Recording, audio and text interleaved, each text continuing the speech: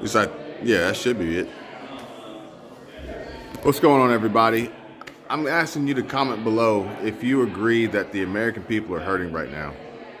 Groceries and gas are more expensive, our streets are less safe, and our kids have suffered through 2 chaotic years of forced masking and closed classrooms. Abroad, our enemies are becoming increasingly aggressive and threatening our safety and security. Sorry, I can't speak. This is a difficult American moment, the kind of moment we look to our leaders to offer wisdom, honesty, and solutions to put us back on track. To hear Biden tell it, our economy is thriving, but it isn't for everyone. The American people know that the exact is actually opposite from what he says is true. Families from coast to coast are struggling to make ends meet as the cost of basic goods like food, gas, and furniture skyrockets at the highest rate in 40 years. Biden claimed he is focused on helping middle class and lower income Americans, and in reality, 66% of Americans making less than $40,000 a year have reported inflation negatively impacting their financial situation. Meanwhile, millions of Americans still can't find jobs. Biden's refusal to accurately address his worsening economy was a perfect example of his strategy during his address. He paid lip service to struggling families while refusing to admit they are struggling because of his policies.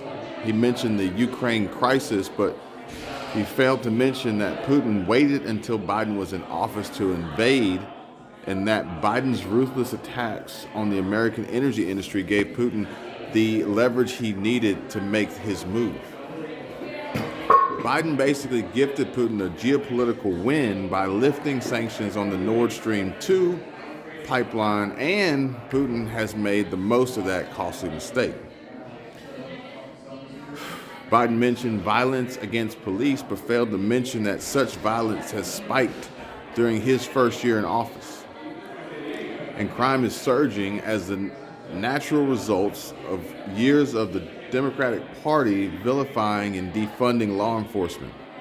He mentioned getting kids back to school, but failed to mention that his administration worked hand in hand with union bosses to keep classrooms closed.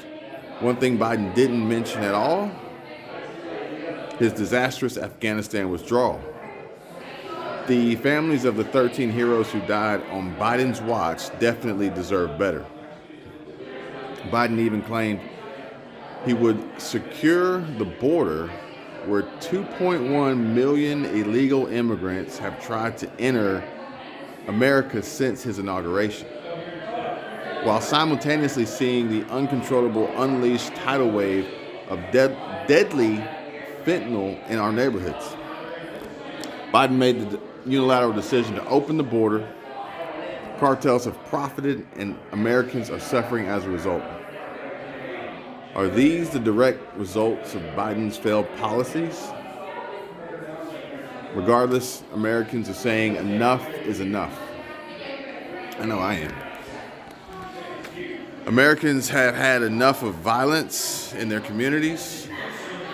Americans have had enough of being called domestic terrorists for daring to take an active role in their kids' education. Americans have had enough of watching our southern border destroyed while foreign dictators invade sovereign nations to redraw borders abroad. Our next moves as a country need to be much better than our last.